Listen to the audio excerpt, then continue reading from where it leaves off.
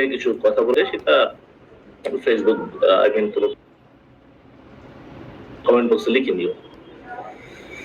তো তো সেই হিসাবে ধরো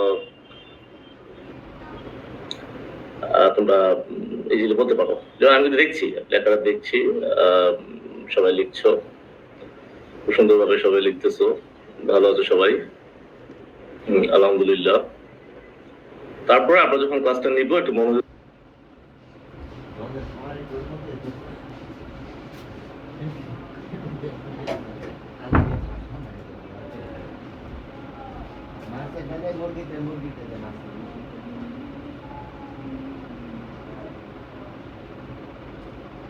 শুধু শুনবা আর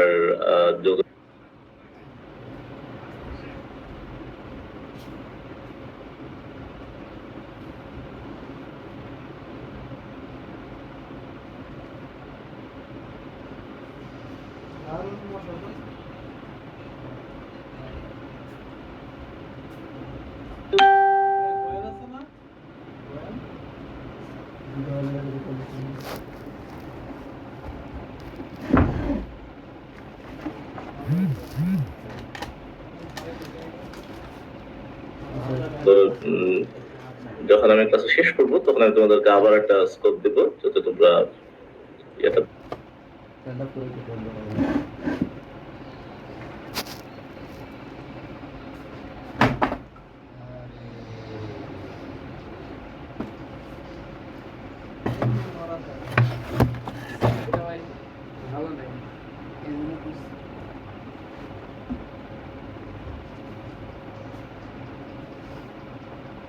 করতে পারো। কারো যদি কোনো কমেন্ট করতে হয় তাহলে কমেন্টটা করবো। আর এখানে ক্লাস আমি এখানে শেয়ার করব, স্লাইড শেয়ার করে ক্লাসটা নেব। আর কখনো কখনো আমরা জুমে নিব, সেটা পরে। জুমেরটা হচ্ছে কোশ্চেন আনসারের জন্য, তোমাদের কোয়েরি থাকবে তখন আমরা জুমে যাবো। আর এখন শুধু তোমরা শুনবা, তোমাদের ক্লাসগুলো শুনবা, সেই জন্য নেবা। আর প্রশ্ন থাকলে কমেন্ট বক্সে লিখে দিবে।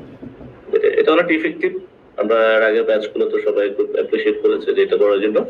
আর মাঝে মাঝে জুমে আমরা চলে আসি, আমরা একটু আমাদের ইন্টারাকশনটা করার জন্য। আমার তো কলেজে তো ক্লাস হবেই, কলেজে ক্লাস হবে বিধায় তো অনলাইন ক্লাসটা মাঝে মাঝে আমরা নিব, আমি আগেই বলেছি। আচ্ছা, তো আমরা আজকে কলেজে আমরা দ্য স্নোস অফ কিলিমানজারো স্টার্ট করেছিলাম। এটা কলেজে ক্লাস হবে, আমি সেটা তখনই নিব, আমি ওইটা কাজে ছিল। আমি আজকে আমাদের যে লিটারেচার পার্টটা যে বলার কথা ছিল সেটা হচ্ছে পোস্ট মডার্নিজম।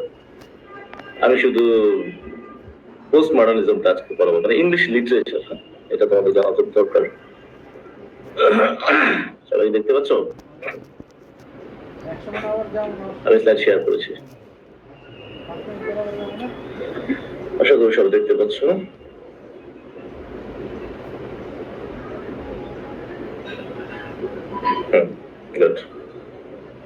আমি মোটামুটি আমার ইয়াতে দেখতে পাচ্ছি। হ্যাঁ, আজকে আমরা দুইটা ক্লাস একসাথে নিব। আমি প্রথমে তোমাদেরকে নিব হচ্ছে English literature.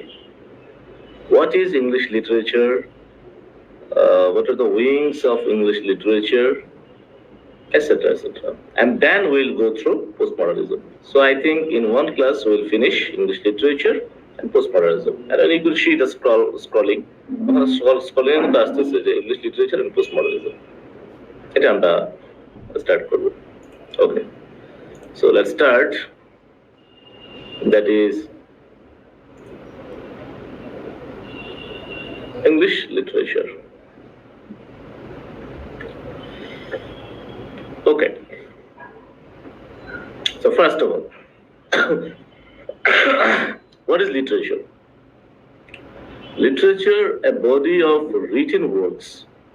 Basically, literature, I have already told you in the class what is literature. That is, in one sentence, if I tell you, literature is a reflection of human being. That means literature is a reflection of human being. That means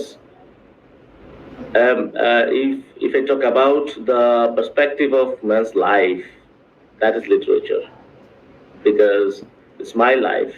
That's I can see in my life, in my literature.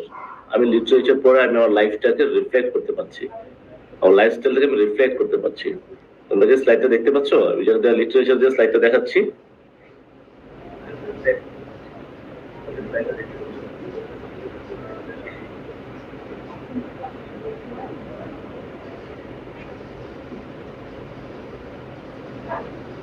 দেখি একটু।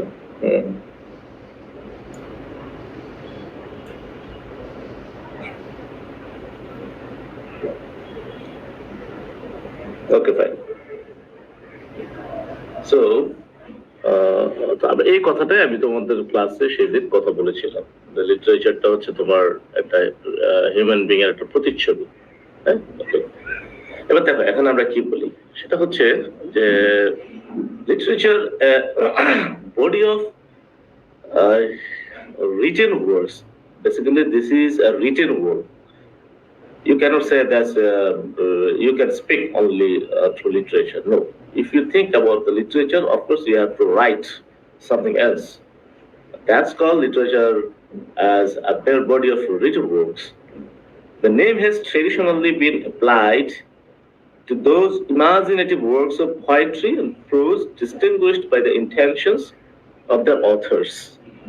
So I told you in the last class, the first class, that is from imaginative works. So literature, of course, there are two ways of literature, that is poetry of truth and historical truth. Poetry of truth, that poetic truth that comes from imaginative works, and historical truth that comes from practical life. Okay. Study materials I'll mail you or I'll upload in this group. So I think don't worry about this. So this name traditionally been applied to those imaginative works of poetry and prose distinguished by the intentions of their authors and perceived. That means some kind of imaginations. And what kind of perceived? That's we can take aesthetic excellence of the execution. So literature may be classified according to quite a variety of systems, including language, national origin, historical period, genre, and subject matters. All these things are included into literature. So of course, if you are asked about the definition of concept of literature, so you can say like this: that is a body of written works, and that's of course from imaginative works and poetry and prose, and of course distinguished by their authors. And aesthetic excellence of the execution, literature may be classified in different ways. That is language, different language. I mean, by using different language, there's some authors were writing a literature, and of course that is related to the national origin, historical period, because time is very important. So what time? That's we are trying to write my literature. It's a modern, postmodern period. So there are many periods at that time. There's many authors wrote literature, and of course, what places? It's an Asian subcontinent Asian. So it's different from American or European literature. So that is classified: language, national origin, historical period, genre, and subject matter. And of course, that's what subject matter and what type of genre that's you are trying to write. So that's literature. Okay. Now we can talk about English literature. Literature that's in general, I told you literature is from Bengali, from other languages. So now we will talk about English literature. So English literature means different things in different contexts. Basically, literature comes from the Latin word that is litera. Latin word litera has been taken from this word literature, which means acquainted with letters. So litera means acquainted with letters. That means you are very much acquainted with letters. অর্থাৎ তুমি কিছু অক্ষর সম্পন্ন তোমার জ্ঞান সম্পন্ন আছে, সাক্ষরতা অর্থাৎ কিছু অক্ষর সম্পন্ন তোমার জ্ঞান আছে, সেই শব্দটি হচ্ছে লিটারা। And that's litera, that is become literature. So literature means that means you are a totally educated person. That's all. All definitions of literature agree that English literature includes library works. It's a library works, English literature, that is novels, stories, poems, fiction, non-fiction, and plays that is composed in English. And if I talk about at the college or graduate level, I'd like to mean to say that is from university level, English literature tends to refer to British literature. That's we'll learn. We'll try to take this. While in high school and general usage, English literature often refers to any literature written in English. So English literature is basically called British literature, and of course this is college or graduate level. And what type of definition that we can include? That is novels, stories, poems. So that is English literature. So English literature is a broad term used in many educational settings. It refers to the body of work written or spoken in the English language. As we know already well, that in English literature, of course, you have to speak, you have to write in the English language. And it includes prose, poetry, and oral traditions, we have already known. Although some schools may include American literature, sometimes we can see some American literatures in English literature in this genres, because W. Norton and Company, which publishes the definite literature anthologies used by many colleges on the use. So basically, we'll learn British literature, including Irish literature, that means Irish authors, British and Ireland, no problem. But sometimes American literature will be included into English literature, and that's all. Okay, so now we can see the picture, the historical background. That is historical background. That means the timeline. If we see the timeline of British literature history, so look over that. The first type, that is Beowulf, that is Old English, 450 to 1066. So this is the first period that we can see, that is 450 to 1066. That's where come from Beowulf, Old English literature. So this time is very much important. Old English, the first period of English literature, that is British literature, and that has been started from Beowulf. The second is Middle English, middle, that is 1066 to 1500. 1500. So the first time period is 450 to 1066, and the second period is 1066 to 1500. So that's called Old English, Middle English. That has been started from Beowulf. That's what we're given. So Beowulf. And we'll learn some more in next classes. Renaissance. Renaissance, that has been started from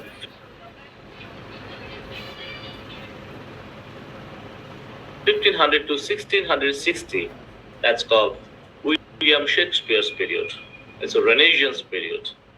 That's after 1500. 1500, that means 14th century, 15th century. Okay? That is then New Classical, 1600 to 1700, 1805. Romantic period, 1785 to 1832. That means 18th century and 19th century.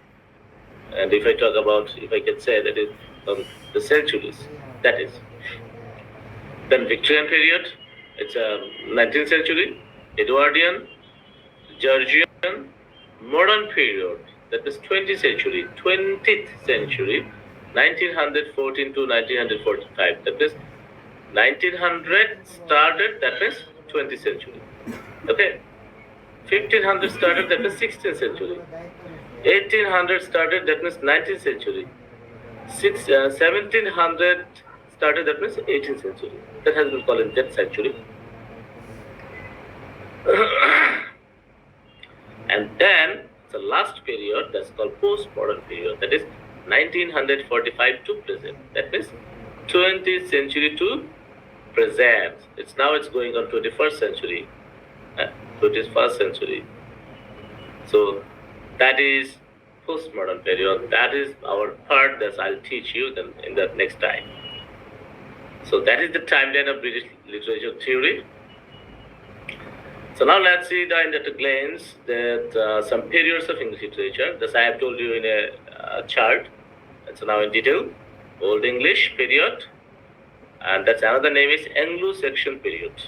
The first period in English literature is called English period, Old English period, or if I talk about another name, that is Anglo-Saxon period.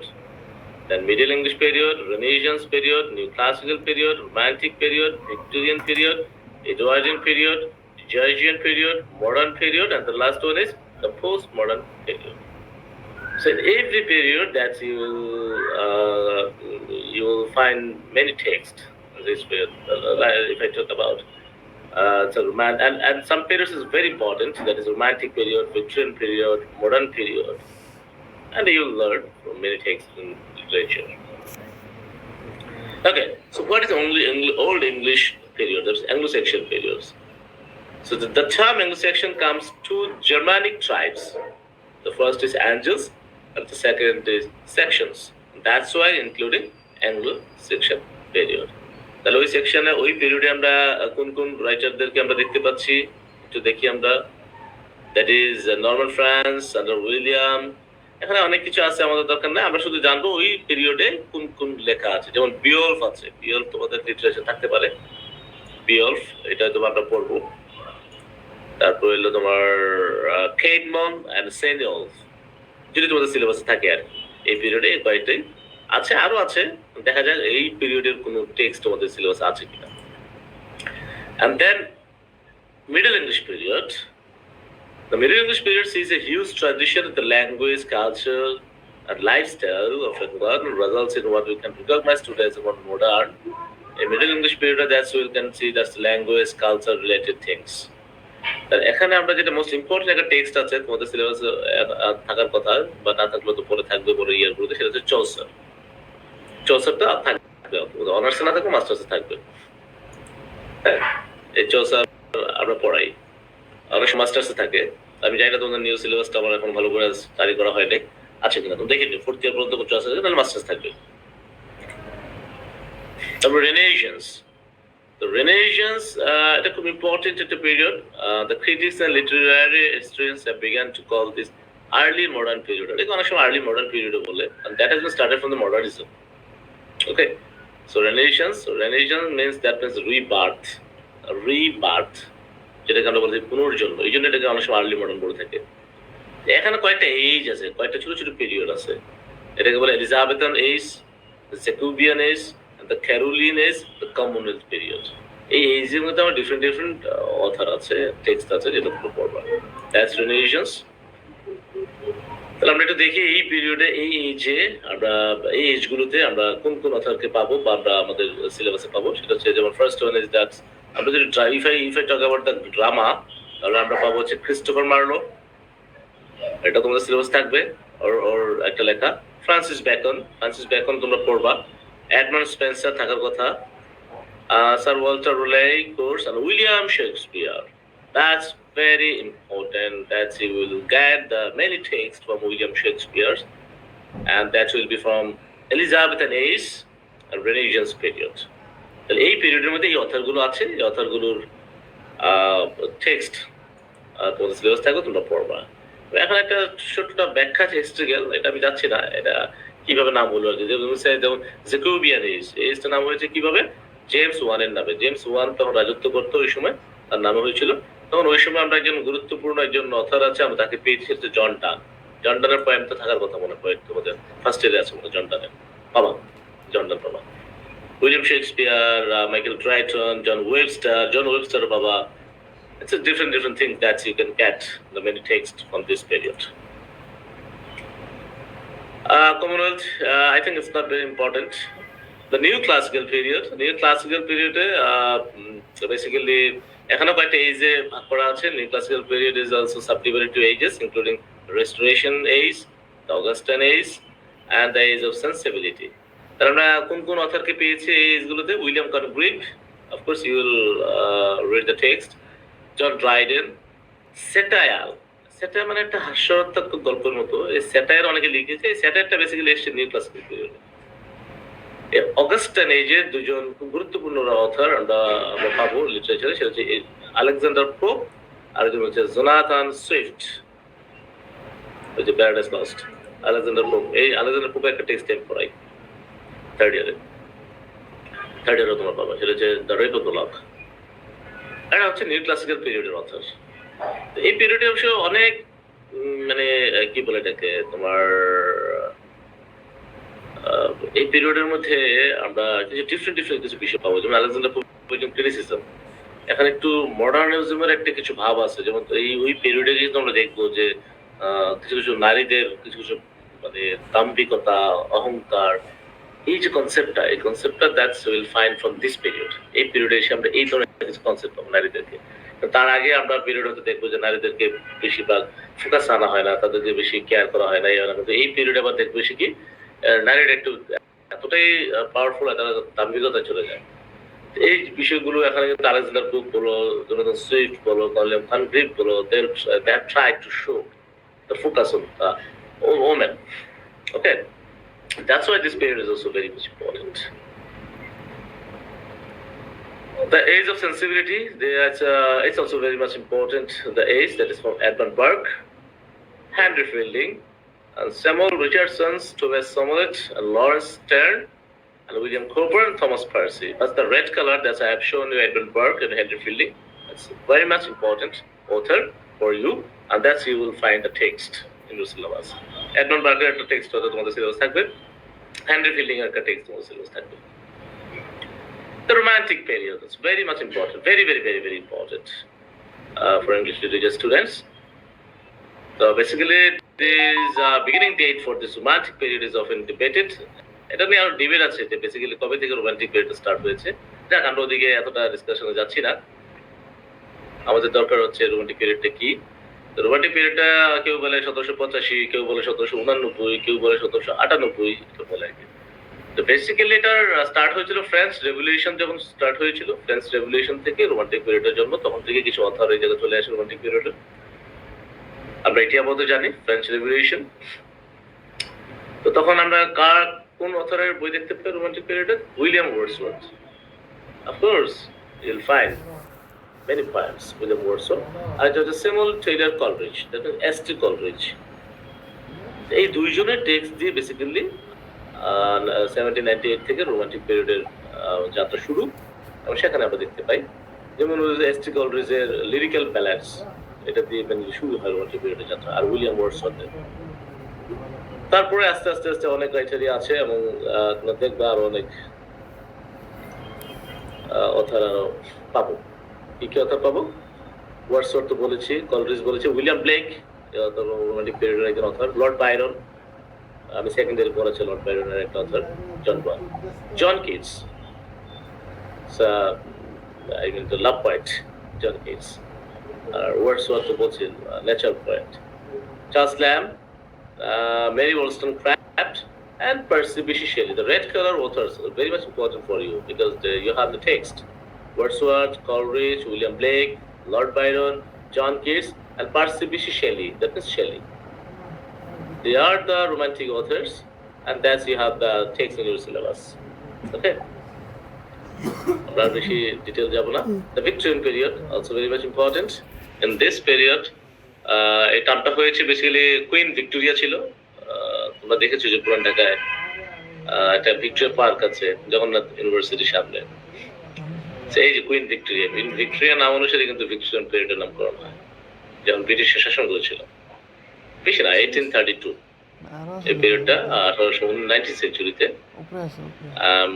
তার মৃত্যুর আগ পর্যন্ত তার নামই এই পিরিয়ডের নামকরণ হয়। 1901 সালে তার মৃত্যু হয়, তার আগ পর্যন্ত তার নামই থাকে। তো ওই রাজত্বকালে যে যে অথর গুলো আসছে, সেই অথর গুলোকে আমরা সাথে ভিক্টোরিয়ান পিরিয়ডের অথর হিসেবে বলে থাকি। যদিও এই পিরিয়ডটাকে আবার তিন ভাগে ভাগ করা হয়েছে, আর্লি, মিড এন্ড লেট। তো এই বিষয়গুলো আমরা জানবো। তো ভিক্টোরিয়ান পিরিয়ডে দেখি তো আমরা কোন কোন অথর আছে, যে অথর গুলো আমাদের সিলেবাস থাকবে সামনে। আমরা পাবো আলফ্রেড লর্ড টেনিসনের নাম, তো টেনিসন তো থাকবেই তোমাদের সিলেবাসে আছে। ম্যাথিউ আর্নল্ড, ভিক্টোরিয়ান একজন, দেয়ার পয়েটস, বেসিক্যালি দেয়ার পয়েটস থাকবেন। আর কিছু কিছু পয়েটের বাইরে যদি আমি কিছু ফিকশন বা স্টোরি বলি, হ্যাঁ, বা নোবেল বলি, আমরা সেই অথরগুলো বলি। চার্লস ডিকেন্স থাকবে, চার্লোটি আর এমিলি ব্রন্টে, এটাও তোমাদের সিলেবাস থাকবে, আর থমাস হার্ডি। থমাস হার্ডিও তোমাদের সিলেবাস থাকবে। বাকি নামগুলো আছে যেমন Elizabeth Gaskell, George Eliot. George Eliot নাই তোমাদের সিলেবাসে, আর কোনো লেখা নাই দেখলাম। William Makepeace Thackeray, Samuel Butler. তো যে বেসিক্যালি রেড কালারের যে অথরগুলো আছে সেই অথরগুলো তোমাদের সিলেবাস থাকবে, এই জন্য আমি এটাকে রেড কালার করে দিয়েছি। এডওয়ার্ড পিরিয়ড, সেই পিরিয়ড, এটা হচ্ছে ফার্স্ট ওয়ার্ল্ড ওয়ার সময় এই পিরিয়ডের জন্য। আর এটা এই পিরিয়ডটা একজন রাজার নাম অনুসারে, যে রাজার নাম হচ্ছে কিং এডওয়ার্ড 7 ফার্স্ট ওয়ার্ল্ড। যাক, আমাদের কাছে এই এডওয়ার্ডে এই পিরিয়ড, তারপর থেকে যে প্রথম বিশ্বযুদ্ধের পরে যখন সময়, যখন যে অথরগুলো যখন লেখালেখি করতো, যে পরিবেশ ছিল ওয়ার্ল্ডে, তাদেরকে আমরা এডওয়ার্ডিয়ান পিরিয়ড হিসেবে আমরা আখ্যায়িত করি। এবং তাদেরও কিছু টেক্সট সিলেবাস আছে, যেমন রেড কালার জোসেফ কনরেড এর একটা টেক্সট তোমরা পাবা, রুডিয়ার্ড কিপলিং পাওয়ার কথা, তারপরে H G Wells, Henry James, এটা ভালো। উইলিয়াম বাটলার ইয়ার্স, এটা তো অবশ্যই পাবা, very very important. George Bernard Shaw, তাহলে George Bernard Shaw, William Butler Yeats, Rudyard Kipling, Joseph Conrad, এই অথরগুলোর টেক্সট তোমাদের সিলেবাসে থাকবে এই পিরিয়ডে।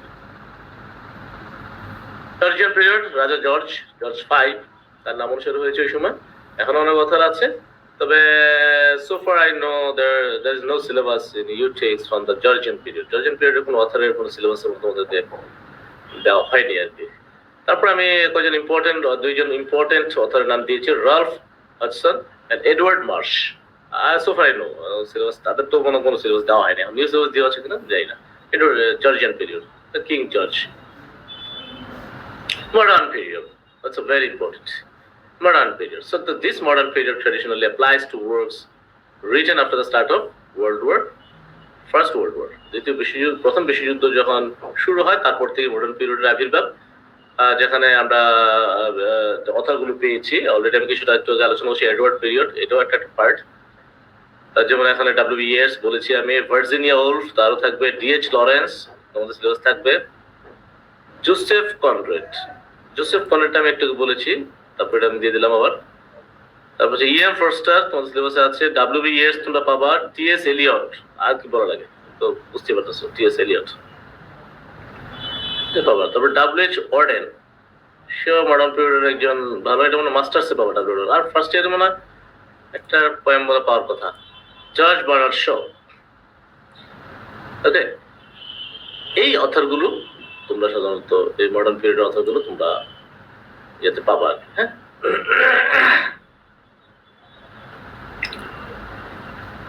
পোস্ট মডার্ন পিরিয়ড, তারপরে শুরু হয়েছে পোস্ট মডার্ন পিরিয়ড, যেটা আমি আজকে তোমাদের পড়াবো আর কি। পোস্ট মডার্ন পিরিয়ড সেটা কবে স্টার্ট হচ্ছে? সেকেন্ড ওয়ার্ল্ড ওয়ার, হ্যাঁ। পোস্ট মডার্ন পিরিয়ডের একজন বিখ্যাত অথর হচ্ছে স্যামুয়েল ব্যাকেট, এটা পাবা। আর বিস্তারিত আমি একটু পরে বলতেছি, একজন পোস্ট মডার্ন বলতেছি। So that's all about postmodern period.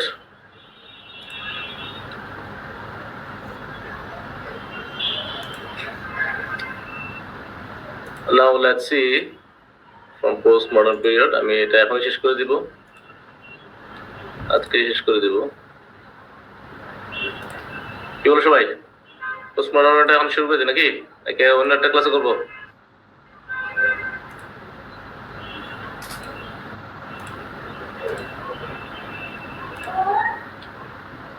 কি বলো দেখি, তোমাদের মন্তব্য কি?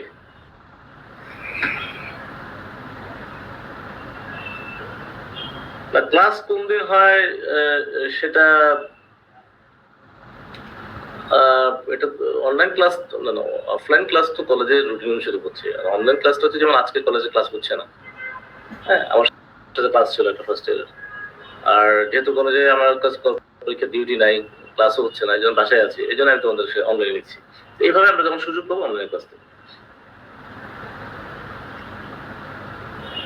ফেমিনিজম, এটা বেসিক্যালি ফেমিনিজমটা তো শুরু হয়েছে বেসিক্যালি তোমার অগাস্টাইন পিরিয়ড, রেস্টোরেশন পিরিয়ড, ওই সময় থেকে। তার আগেও ছিল আর কি।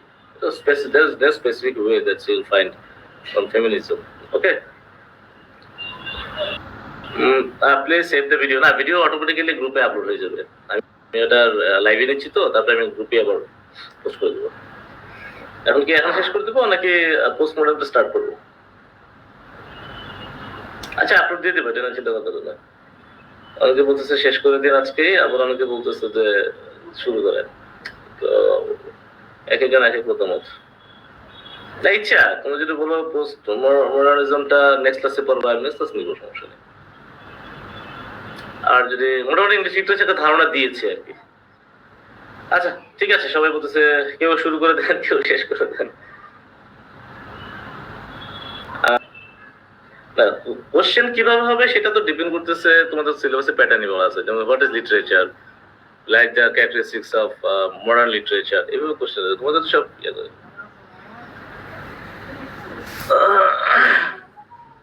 আচ্ছা সবাই কেউ স্টার্ট, কেউ শেষ করে, এইভাবে বিভিন্ন মতামত গুলো বলা আছে আর কি। আচ্ছা আমি শেষ করেই দিই, কারণ তোমার বেশি বড় না, হ্যাঁ বেশি বড় না, আমি শেষ করেই দিচ্ছি। আর যারা একটু টায়ার্ড হয়ে গেছে তারা তারপরে পরে আবার দেখিয়ে নিও, কারণ এটা তো থাকবে, তো তোমার ইয়েতে থাকবে।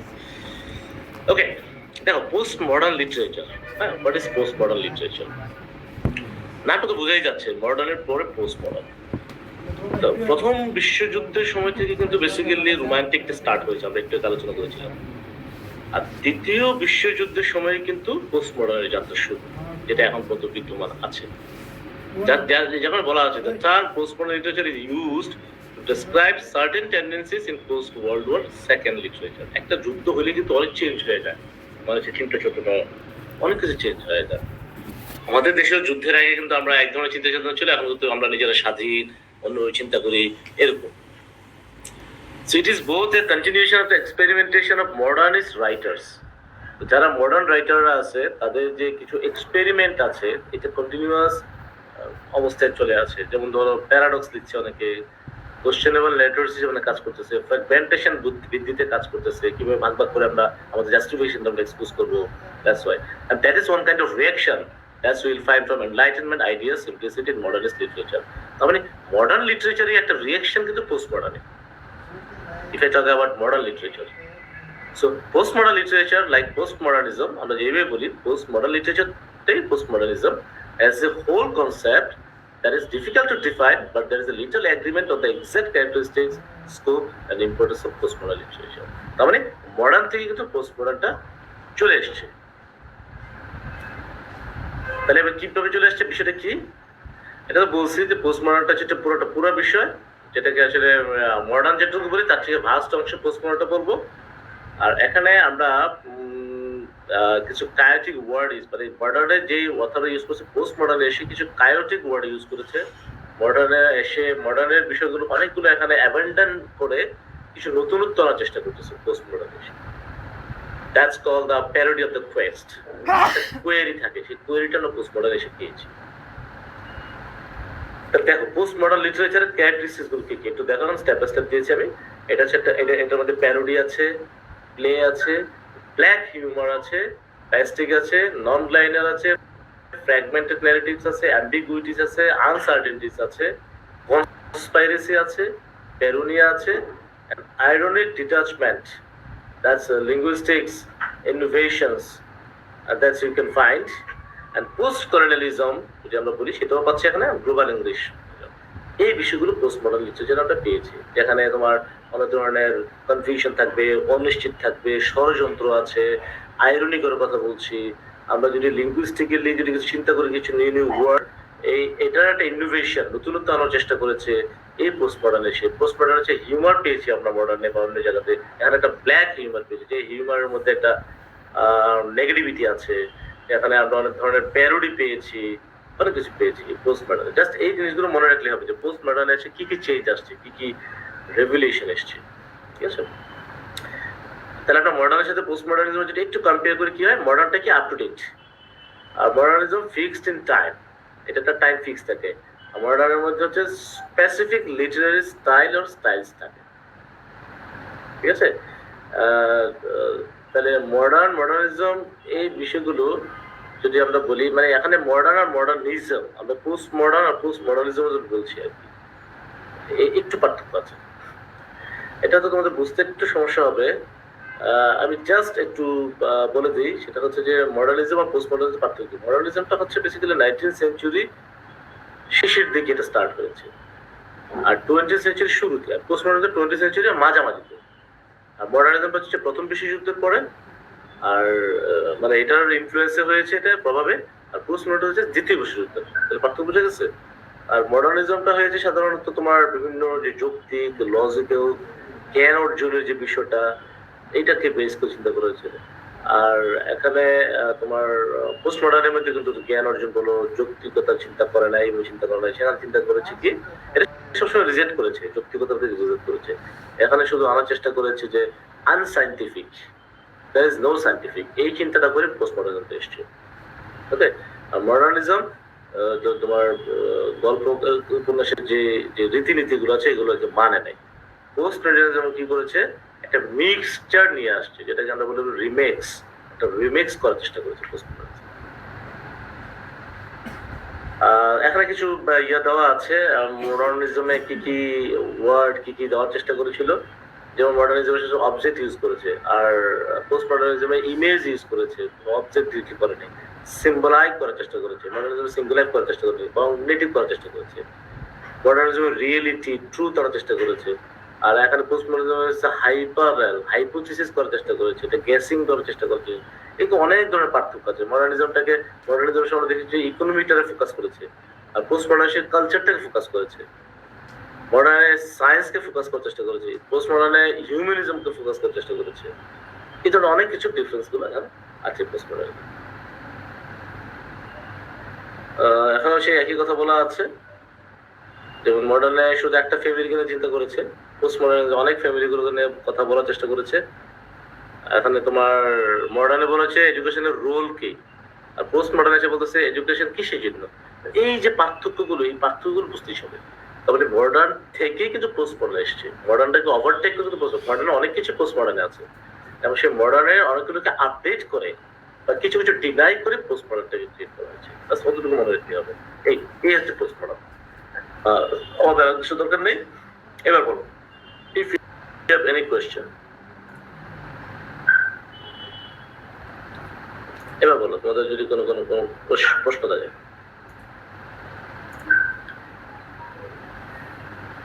পিডিএফ আচ্ছা ঠিক আছে, আমি গ্রুপে দিয়ে দিব, পিডিএফ দিয়ে দিব, সমস্যা নেই। সো এই হচ্ছে পোস্ট মডার্নিজম। তোমাকে যদি জিজ্ঞাসা করা ডেফিনেশন কি, পোস্ট মডার্ন কি, এটা বলবা, পোস্ট মডার্নের ক্যারেক্টারিস্টিক্স কি সেগুলো বলবা, আর পোস্ট মডার্নের সাথে মডার্নের কিছু পার্থক্য আছে সেই পার্থক্য বলবা। তারপরে তোমাকে যে স্যার বা ম্যাডাম মডার্নিজম পড়াবে বা মডার্ন পিরিয়ড পড়াবে, ওইটাকে রিলেট করে পোস্ট মডার্নটা বলতে হবে। সো বেসিক্যালি মডার্নিজমটা বা মডার্ন পিরিয়ডটাকে পড়ার পরে পোস্ট মডার্নটা পড়লে মানে তোমাদের জন্য একটু ভালো হতো, ইজি হতো। যেহেতু এখন আমাকে মডার্নিজম পড়াতে বলা হয়নি, পোস্ট মডার্নিজম পড়াতে বলা হয়েছে, সো আমি পোস্ট মডার্নিজমটা পড়ে ফেললাম। তো নিশ্চয়ই পোস্ট মডার্নিজম যিনি পড়াবেন সেখান থেকে তোমরা পরে রিলেট করে পোস্ট মডার্নটা ক্লিয়ার করবে বা একটু মিলাই নিবা। So this is all. হ্যাঁ, ভিডিওটা আমি এটাকে এখানে সেভ করে দিব, আর ম্যাটেরিয়ালস গুলো যদি কেউ পিডিএফটা চাও আমি গ্রুপে আপলোড করে দেবো, সমস্যা নেই। জাস্ট আমার ক্যাপ্টেন আমার সাথে যোগাযোগ করলে হবে, আমাকে একটু রিমাইন্ড করে দিলে হবে, মানে ভুলে যাই তোমরা, তাহলেই হবে। হ্যাঁ, অনেকটা আপডেটেড ঠিক আছে মডার্নিজম, বাট কিছু ডিফারেন্স আছে, সেই ডিফারেন্সটা নিয়ে আসতে হবে, তাহলে হবে। প্রফেসর কল্যাণনাথ দত্তর বইটা মিলতেছে না, দরকার নেই, যেটা বলছে এটা দরকার নেই,